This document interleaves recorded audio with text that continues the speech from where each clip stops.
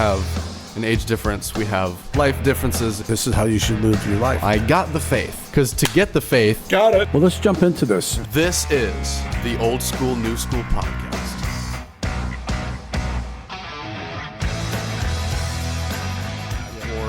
3, 2, 1. How's it going, ladies and gentlemen? Welcome back to the Old School, New School podcast. I am Will Charles Egan, and as always, Hello, Chris Meekins.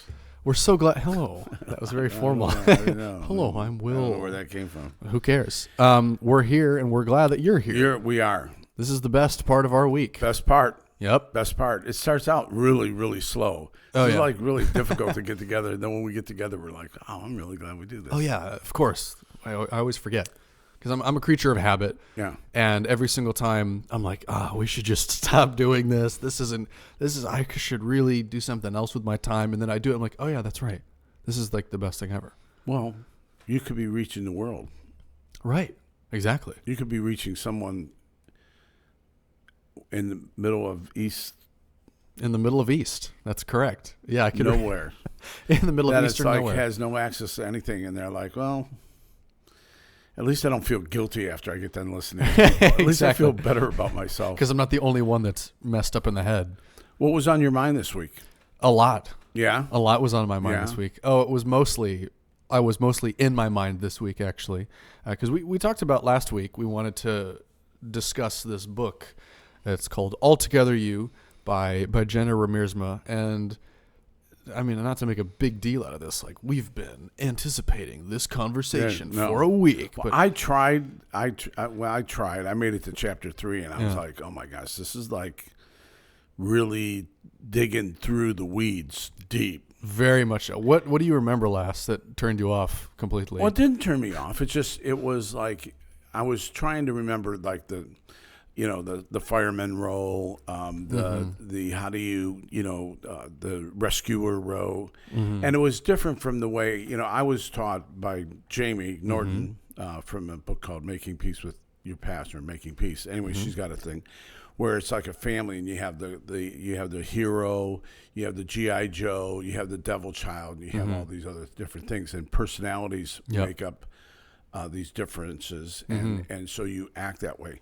The problem is you go back to where you, I look at it, there's an old saying, there was a show called Columbo, long. Never heard of it. No, long time ago.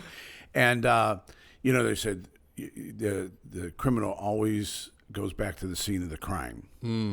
And so you go back to where things went off the rail. Yes. And so in my case, I go back to 3rd grade where this situation happened in my family. And, I made a vow that bull crap. And it's really funny. I mean, I know that everything changed there. Yeah. But, my dad started drinking again. Yeah. I started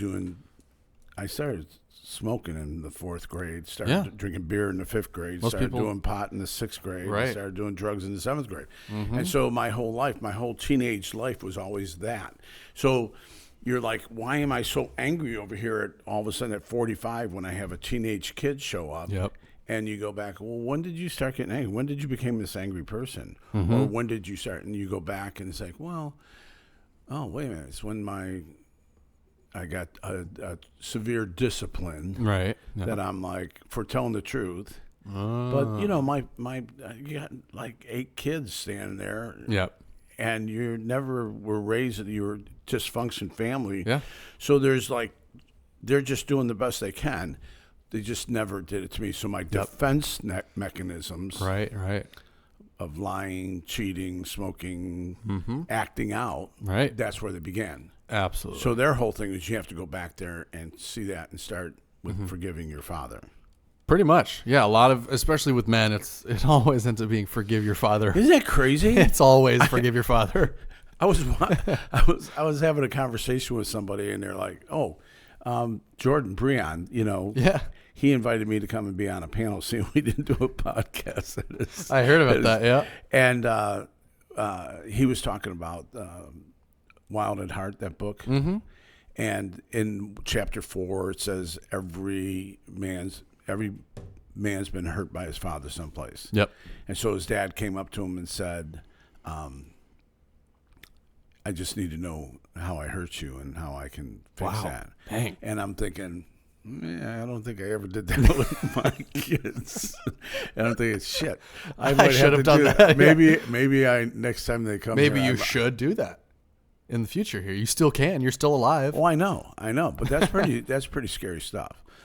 I wish my dad would have came and did that to me, but I've been able to work through that. Forgave him. He ended up dying, and we were cool. But you know, never had that thing. Yeah, I have asked my kids. I don't know why we're going down this path, but Go ahead. I have asked my kids. I'm like, hey man, I just want to let you know that I kind of sucked as a dad, and I'm sorry. And they're like, what are you talking about? You're amazing. And I'm like, really? No. And I'm like, this and that. And he goes, we were like really bad, and anything that happened to us, we deserved it. And I'm like, okay, but I've never really sat down and said, hey, I just let's talk serious. You might need to, but you might not. And that sounds like they have a really healthy relationship with you. I think so. You have photos of them on the wall, so clearly that worked out. Well, that's my wife. Yeah. Once you get married, you go, okay, oh yeah, that would look great up on the wall. So when you were reading the book, so we were talking about the book and how impactful this book, but it's like a whole different language. Oh yeah. So tell me, give me a quick review of the book, and then we'll go backwards. Yeah. So the idea, and for Christians, this might sound like, spiritual new age heebie-jeebie bullcrap, right?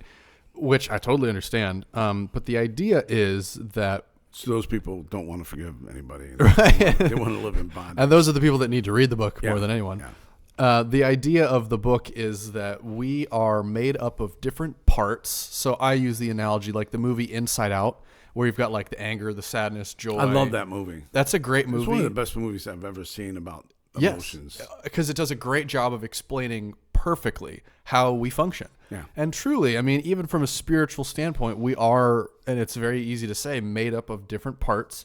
A great example of Paul, and I'm reading this and I'm like, oh, I'm starting to identify with terms from the book. Like Paul's dealing with this, and so he's using this to cope with it. I'm like, oh my gosh, it's working. And so in Romans 7:15, we've heard this, if you've been in the Christian space for a bit, you've heard this before. It says, I do not understand what I do. Oh, yeah. Yep. For what I want to do, I do not do, but what I hate to do. And so what's happening here is Paul has parts within him that are at war with each other. And what's going on is Paul is trying to wrestle, well, part of me wants this, a part of me can't stop doing this. So we have some issue here that's making this part act in a wrong way. And the whole idea of this book is all of these parts are all good parts. There are no bad parts within you. Yeah, see, that's the part that was hard. Yeah.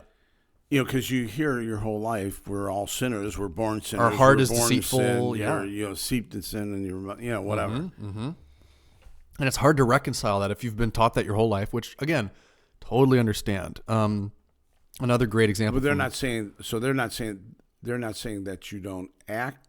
Right. Act and you still are a sinner. Yeah, you're still a sinner. Yeah.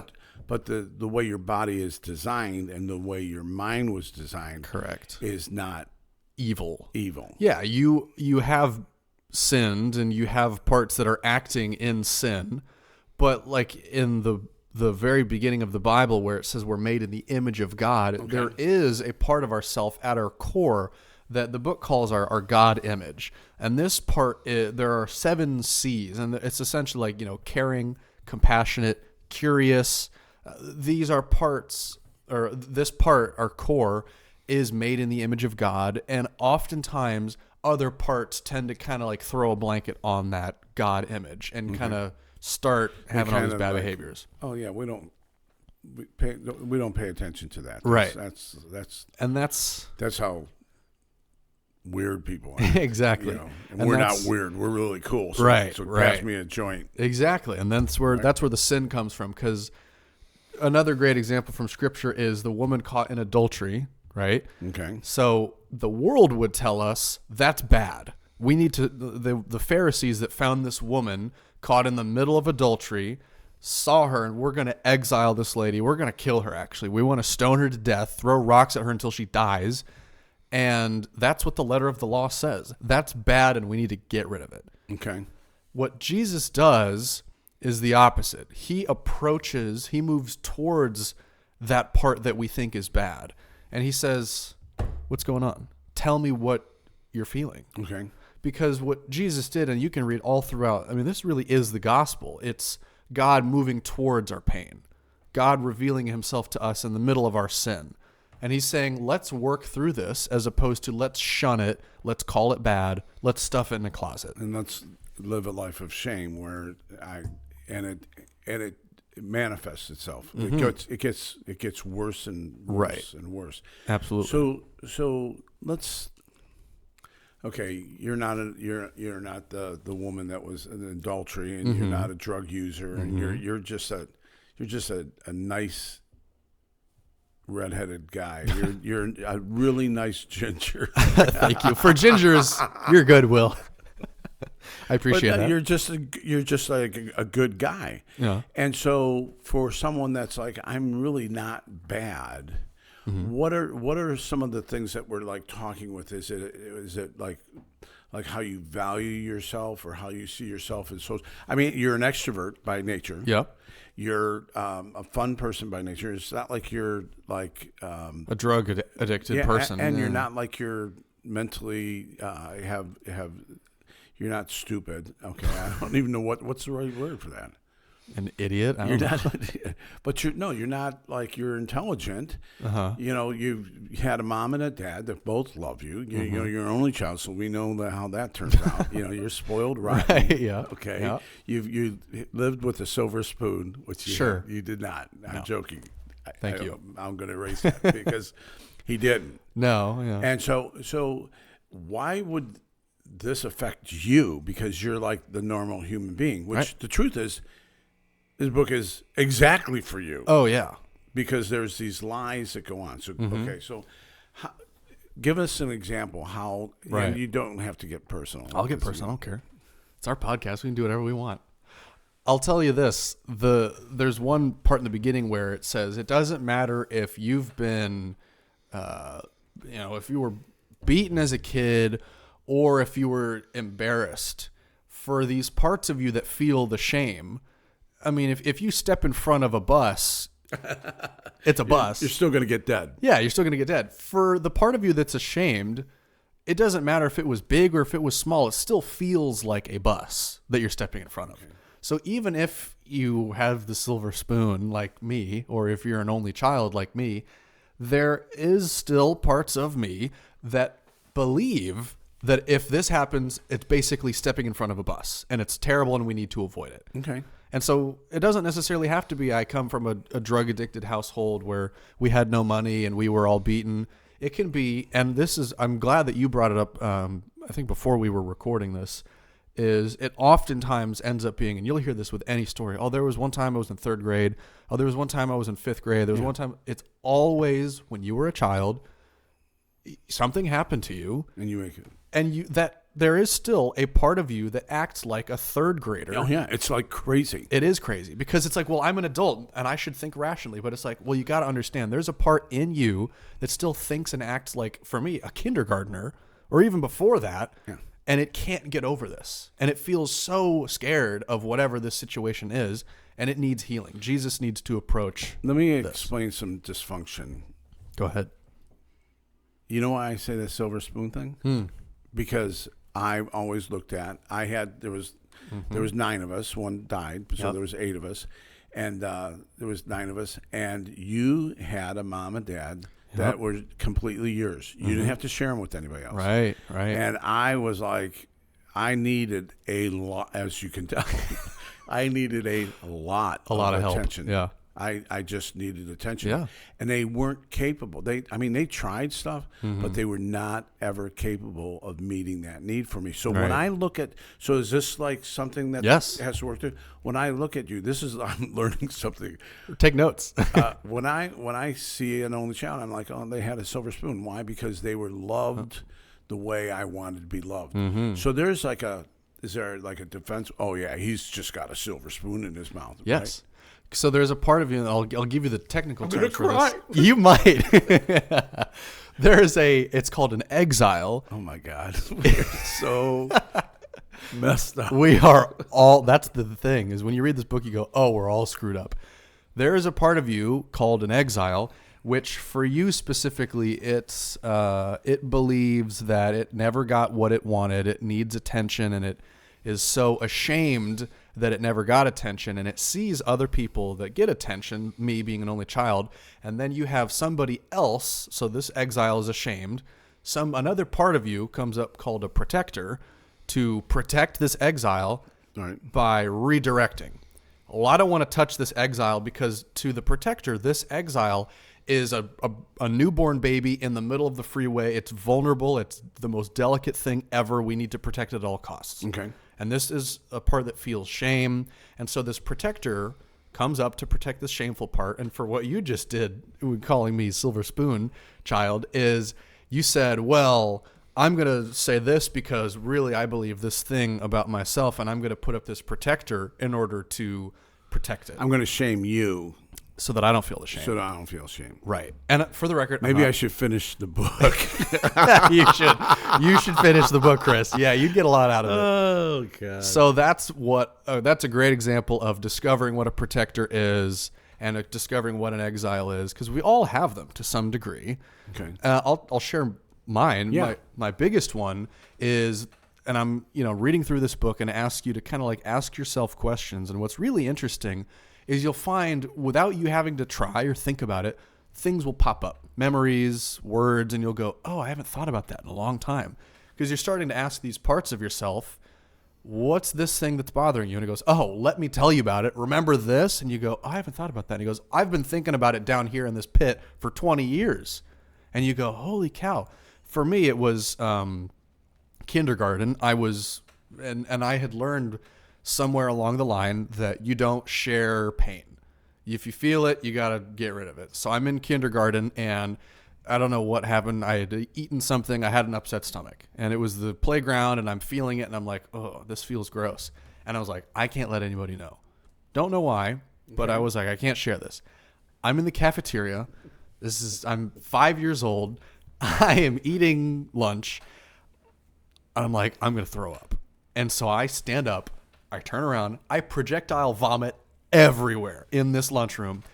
I mean, this is the entire school is now stopping, turning, and staring at me. I am mortified. Oh, yeah? Oh, my God, I'm petrified. Because I've embarrassed myself in front of everybody.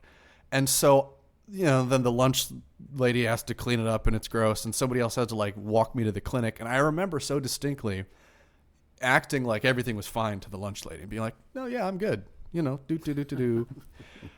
And here is this part of me that thinks and acts like a 5-year-old within me that is petrified of showing people that I'm not okay because it's going to remind me of that one time where that one thing happened.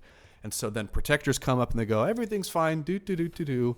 Because if they see the fact that the minute you have that emotion that you're going to be, I don't want to use the word exposed. Yes, exposed. Then, because I have this feeling inside me. Right. And that shuts the alarms for all these other things. Mm-hmm. And it sets the alarm, uh-oh, here comes shame, here comes shame, here comes shame. You want to avoid this. Remember this? Hide. Put up your protectors. Set up the walls. And then your body freaks out. So we'll just pretend like, and sorry, Mom, if this sounds... No, so your mom will see something happen when you're 8, 9, 10, right. 12, mm-hmm. 18. 24. Yesterday. And go, oh, I need to protect Will mm-hmm. because this shame thing's showing up. And he just needs to know that you're good, you're strong, you're an amazing son. And it's like, it has nothing to do with anything. It has Correct. to do with kindergarten. And Will. Mine is, it has to do with 3rd grade. Yes. Oh, absolutely. That I made a vow. You made a vow, and it sticks with you for 60 years. And this is something that, and the ultimate goal here is to recognize first, again, like we said, there's no bad parts, there's only good parts. Right. These are things that have needs. And got you through. Oh, yeah. Because that's another thing is you recognize, hey, these protectors, holy cow, thank you. You've led me. You've gotten me this far. Yeah. You've done a good job. There's people in the middle of it, even as adults, have these protectors to make it through the day. Oh, absolutely. Yeah. And so you have to approach those protectors and thank them because they've done even the parts that are addicted to drugs because they're trying to protect you from pain. And so then you start to go, oh, now I understand why Jesus had compassion for sinners because he sees, this is a broken part of you that's trying to protect you. I can understand why you feel this way. I know what you're doing isn't great, but I can understand why you feel like you need to do this. And so you can have compassion for this part of you that's saying, hey, I'm scared and I'm trying to protect this little third grader in me. The only way I know how to is to eat a whole box of Oreos, is to have another drink, is to watch porn, whatever it ends up being. There's a part of us that believes this is all I know. This is what I'm going to do. And so you have to approach it and say, I understand why you feel this way. Would you be willing to talk about it? It's really funny when she was talking about the bag of Oreos. Yep. If you have an eating disorder, that's a problem. But when you're a teenage boy, and your mom brings home a bag of Oreos, whole box, to eat the whole thing, it's just like, well, I was hungry. Yeah, they were good. Yeah, and there was milk. There was milk. I mean, my mom would come, who ate this whole thing of Oreos? And I'd be like, not me. Him. Yep. And that isn't my problem. Yeah. No, but it is. But certain things are tools to make you feel as though this is going to cover that up. Yeah, and it works in the moment every time for at least 5 minutes. And then the next day you go, oh. And then another parts of you go, why did you do that? Yeah. You're such a failure. Yeah. You're such a shameful person. And then you spiral. But when you realize every one of these parts at the end of the day is ultimately just trying to protect you, you can have compassion for yourself. Can they build on each other? So you had this protection thing when you're in kindergarten. I had this vow to whatever, but then you start adding to it, like as the world gets more complicated. Yep. Just shutting down. You're like, okay, I'm now 21 years old. I graduated from college. Yep. I got to get a job. Right. And I'm going to need some more help here to get, because I've built these other problems. My case, I started doing all these bad things, and so I didn't pay attention in school. So now I have to work through some other issues because I'm stupid. See, now I'm You've stupid. added another layer to it. Yeah. Okay. So I live that way. So I'm stupid. Oh, wait a minute. Because of this and that and the other thing, you didn't get this job. We're going to pick this other person. You don't have the education. Now I'm worthless. So now you're, 30 years old and you're like, my whole life's a fake and nobody values me. And you're like, what the heck is going on here? And it goes, one thing. All of it comes from one. It's a root and it leads to a whole plant.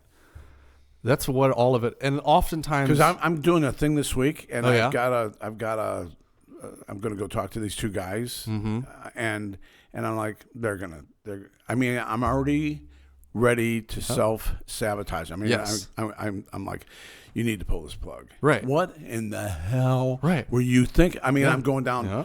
Who are you to think that you're doing it? What were you thinking about doing it? And if they say, yeah, you're going to fail, and then you're going to be, then it's going to be proven. Absolutely. You know what that is? Because you're managing your expectations now. Because these that's a firefighter, of course. That's a firefighter where you say, well, if I just toss a bunch of water on the situation to waterlog it and make it look terrible in my brain, then that's going to be better than the actual pain of being rejected by them. Yeah. So I'm just going to say, oh, this is already. I know how to deal with failure. Right. I know how to deal with rejection. Yeah. I'm good with that. Right. And being sober too. Right. But wait a minute, maybe you're not, and then all of a sudden you start getting better. So how do you work through these issues? I mean, does she talk about do you take them one at a time? I mean, there's a lot of garbage in there. A lot. We all have a lot of garbage in us, and we'll probably never truly. And this is encouraging We'll never truly figure it all out until the day we die. And that's okay, because we all have burdened parts. But it's so true. We have this one little mustard seed of a problem, and then we start developing this whole lattice around it of all these other complicated. And then me personally, I get lost in the weeds. Now I'm like, where do I even start? Where does this all lead to? And that's why we have Jesus. For this, we have the gospel. And Romans 8, just a couple pages afterwards. Literally, just right there. Yeah, because you read 7. Mm-hmm. Talks about the confusing mind. Then Romans 8. For this, we have, absolutely. Because you'll never figure it out on your own. You'll be lost in the weeds forever if you're trying to do it in your own strength. And this is another part of the whole, like I talk about surrender a lot. If you invite the Holy Spirit into this process and say, help me. I am in a dark room and I don't have a flashlight. You are the ultimate light. Lord, lead me here. Where does this start? Where does this go? I have a journal here, and it kind of, there's a bit of a chronology. Wow, look at all the letters. Holy cow. I write a lot. And it kind of started with like, well, I thought it was this, and then that kind of led to this, and then I had a dream, and then I had another vision, and it's led me to, I think, some of the base roots of where a lot of this came from, but it took some time, and I would say if you want to go through this, if you want to read the book, I'd encourage you buy it, but it takes some time, and you'll discover more and more things about yourself with the help of God, and you'll say, hey, help me reveal some things. I discovered that the protector, actually, this was this morning. I discovered this and I wrote it down in my journal. I was just kind of like, praying. And another thing too, I haven't listened to music in, I think, a week, because I'm like using the music to numb my brain, right? And kind of distract myself. I'm like, no, let's go there. So I've just been driving in silence and sitting in the morning with nothing, just my thoughts, and things have bubbled to the surface. Yeah, that's a scary place. Oh, that's the dark night of the soul. Remember that? My wife's like, can't you walk in this house without having some kind of noise going on? No. I'm like, no. No, I need it. I mean, she loves quiet, which is why she's, right. Strong. Exactly. She's strong in her faith. Oh, right. Go figure. I had this dream where I was like a coach of a ping pong team. And we were going to play against the University of Alabama's ping pong team. Their coach was Nick Saban, by the way. Oh, well, this is, of course. Of course. And I'm the coach of this team in this ball, dream. Yeah, football, table tennis. It's all the same thing. Same thing. Yeah. And the message there was like, you're such a controlling person. You just need to rest. You need to just kind of like lean back into the loving arms of a beautiful father. That's a worship song. But what I was discovering about this anxious protector, I was kind of, letting God in my brain, and this is all very cerebral. I'm a creative, so I just do this stuff. Right. But you're like, your brain is talking to another part of your brain in your head, and you're visualizing this scene. And it's, for some people, that's very strange and weird, but it works for me. And what I was doing is I was kind of just asking this anxious protector, like, what are you? What do you want? What's going on here? And at the very base of it, this protector was like, I just want the pain to stop. I just want this fear, this exile feels to stop. I just want it all to stop. And I was like, oh, that's really what it is. Again, whether it be something small, like I was embarrassed in 3rd grade, or if I was beaten, again, stepping in front of a bus is going to feel like stepping in front of a bus to your brain. If this is something that you are afraid of in your head, you're going to feel the fear and the pain of it, no matter how big or small it is. And this protector part of me is like, I just want it to stop. I just want it to go away. I just want it to go away. And you don't have to be like, all right, now here's your 12-step plan. Yeah, because to work the 12-step plan right is difficult. Right. To pick up a joint is a lot easier. Right, exactly.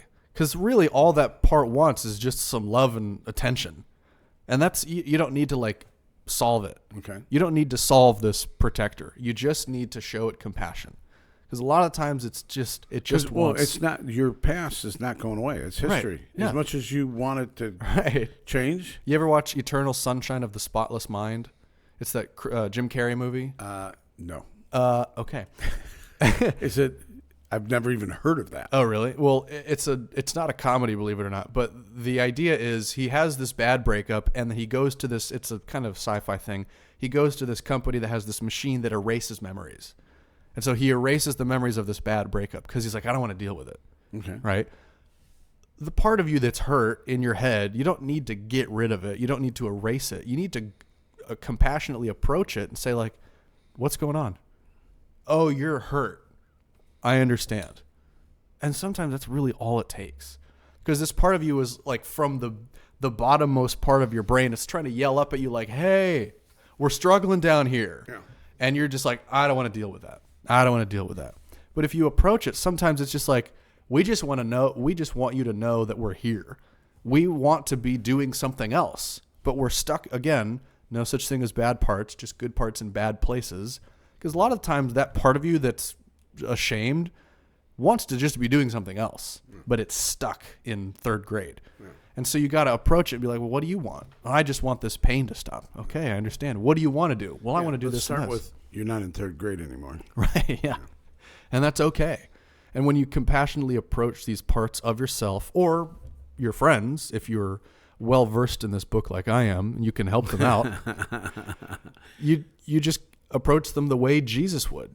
Like the woman caught in adultery says, I don't judge you. I'm not asking you to go away. Right. I'm not asking you to, kill yourself. Right. Or something. Yeah. Exactly. And what's interesting is he says, now go and sin no more. And that's the part of you stopping the bad behavior. So the woman caught in adultery, one of the firefighters in this book, Altogether You, is sexually acting out. And it comes from a place of, not feeling enough, not feeling worthy. And so you're trying to, cope with that through, whatever it be sexually. And this woman is caught in the middle of this. And Jesus says, I see you and I understand, I understand where you're coming from. Now, because we've met this need, go and sin no more. And it's not like you're not going to do that anymore. It's like a compassionate, now that you've brought this to the light and you're fully understood here, now you're not going to do that anymore. You don't need to do that. You don't need to do that. You don't need that. You don't need that protection anymore. Exactly. Guess what? If someone did that to me now, I'd beat the crap out of them. So for me, it was same kind of thing, except for you go back there and you go, oh, okay, you have to forgive this person. Yeah. Well, do they deserve the forgiveness? No. We'll just say that. We'll just say it was something horrible. Right. They don't need forgiveness. But forgiveness is really not for them. It's for you. Forgiveness is for you to say, okay, I'm going to move on. And so learning to forgive them. But once you forgive them, doesn't mean that, oh, okay, come on, move into my house now. Right. Okay, you have total access to my house. It's like, oh, no, you're still not allowed over here. Yeah, right. But when you forgive someone, then God does this new work. Mm-hmm. So like you said, when you address why is this firefighter, why is this rescuer showing up? Yep. Well, now you go, oh, this is why. Yep. And I literally had to, which you would think you would know, but I literally had to go down the history of what happened to my father to understand what actually happened that day. No tools, no emotional tools. Never was taught how to be a father. Never saw what a good father looked like.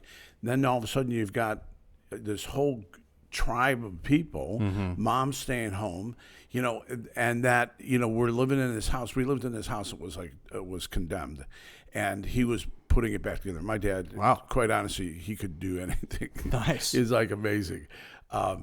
Didn't realize that until it was too late. But there was and so I'm not going to go that far. No, you're I'm not going that far. But I then had to realize is like he was trying to be sober. Yeah. He was trying to raise all these kids, and frustration, and he just didn't know how to do it. And spare, I'm sure someone said spare the rod, ruin the kid, and so. When you look back, he did like an amazing job. Exactly. Of every one of my brothers and sisters graduated. He changed the curse, the family curse. Yeah. he just didn't do it how I needed it to be done. Exactly. Okay? Yes. Right? Yes. And that's the really And cool look at how part. amazing I turned out. Right, exactly. I know. You're so cool, Chris. And you might have some stuff. Beat me a little bit more. You need some more beating, yes. Now you still do. No. The cool part about what you just described there is that God image, like we're talking about, the image of God in you, that was shining there in that situation because the 7 C's of this, this God image in you: curiosity, calm, confidence, compassion, creativity, courage, clarity, and connectedness. These are all ways that you approach and you go, oh, I'm going to compassionately and curiously ask, what's going on here? Oh, I understand. Actually, he did a pretty dang good job. Mm-hmm. It gives you clarity. And then you can move forward, because when you approach these parts of yourself that are so hurt, you realize these are parts that are brave, that are trying to do the best, like your father. Yeah. And they did a pretty dang good job, all things considered. And I understand now why I feel this way because of Dad. And you can kind of say, oh, this is why I tick in this way.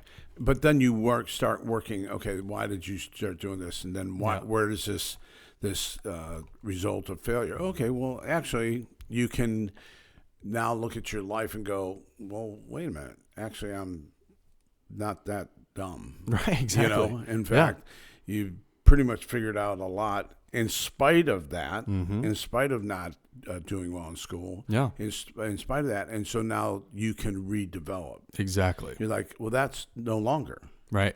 This is who I am today, which go back to identity. I mean, it goes, it's like, well, that's who I said I was all these years, and that's what the enemy told me who I was. Right.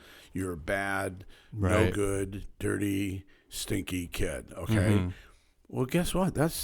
Maybe it's true, but guess what? That's not who I am today. Right. Yeah. And so review for us before we wrap up here. Yeah.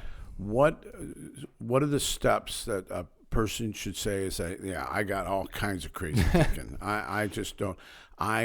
Sometimes I'm an absolute nightmare in my head, and I don't have the money to call a counselor, and I don't really want to tell anybody.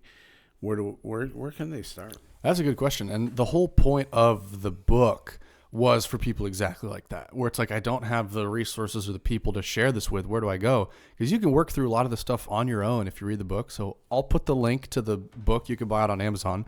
Honestly, truly, that's where I would start if you're in that position. But if you want to start to do this for yourself, first off, invite God into it. Say, Lord, help bring things to the surface. Help reveal things here. Because there's some third grader, some kindergartner in there somewhere that is ashamed or is afraid or is whatever. And parts of you have come up to try and protect you from feeling that shame. Because again, it's trying to protect you. Those protectors, those firefighters want the best for you in the messed up way that they know how to do. So I would, it's journaling, just do a lot of self-reflecting and ask, like, what are these parts that are so afraid? Again, you'll probably have some spontaneous memories pop up, and then try and compassionately approach those parts of yourself and understand why it is that you've reacted in that way. And then you can start to ask these parts, the term is unblend. You can ask these protectors to unblend so that you can get to the core of it and say, what is this scared little kindergartner in me, and what does he need? And then you can start to unwind some of those, like we're talking about, all these complicated, getting lost in the weeds. Start to unwind those things, and then you'll find some freedom. But it takes a lot of looking inward, and that can be scary for people. And that can be scary. Sure. And maybe it's put down the radio. Yeah. Turn off the music like I've been doing. Stop watching YouTube videos. Even 24/7. Oh, I'm the worst. I had a deep conviction this morning. I'm like, you got to get rid of that crap. Yeah. I mean, and I've been better. Mm-hmm. I just need more better. More. I need more better. You're not an idiot. And then for us, is realizing, I think for the mature believer, it's like, okay, wait a minute, I'm willing to change. Yep. And it's really asking the question of saying, okay, Lord, things are going okay, and who am I to complain? But the truth of the matter is that there's a couple things in there that say, God, I'm willing to be quiet and let you show me that it's going to be okay. This week, it's like, no, I brought you this far, and this is just, and in my case, it's like, oh, hey, will you pray for me that I don't self-sabotage this week? Yes. So then I can well, those guys, they're a bunch of only children with, only child with a silver spoon, or they've got their degrees and their doctorate, and so, and I don't, and who am I? But then we had a record-breaking crowd on Saturday, and I talked about presenting the gospel, and how we talked about Luke and Zacchaeus. And then I did Romans Road this week. Nice. And there's this guy, really, he's a national known lawyer, which doesn't mean anything, but he's like really good at what he does. Yeah. And he came up to me afterwards. He goes, that could have been your very best thing that you've ever done. And I'm thinking, what the hell are you talking about, man? Do you not know what's going on in my head? Oh, yeah, exactly. But the truth of the matter is that I'm not that third grader anymore. Right. I'm not that bad kid anymore looking for attention.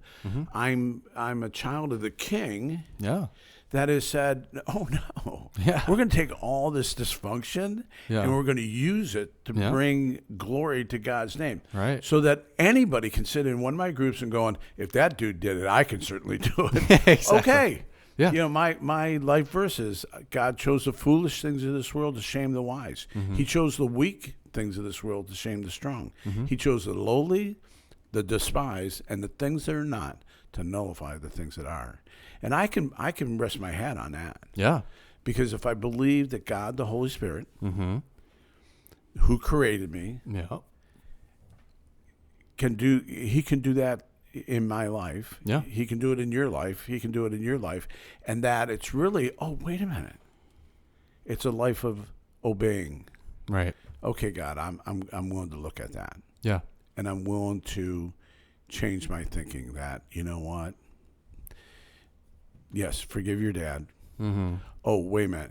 Don't eat when you feel sick. Right? Right. That's the answer. That's the answer. That's the answer to your lifelong problem. Yeah, exactly. Well, I probably shouldn't eat when I feel like I'm going to puke. Yeah. Yeah.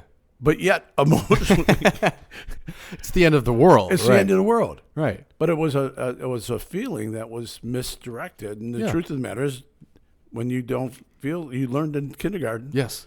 Don't eat when you feel sick. Right. Because otherwise you're going to puke all over everybody. And everyone's going to look at you and shame you, and it's going to be terrible. So just don't eat. Right, exactly. When you're sick. Right. God forbid.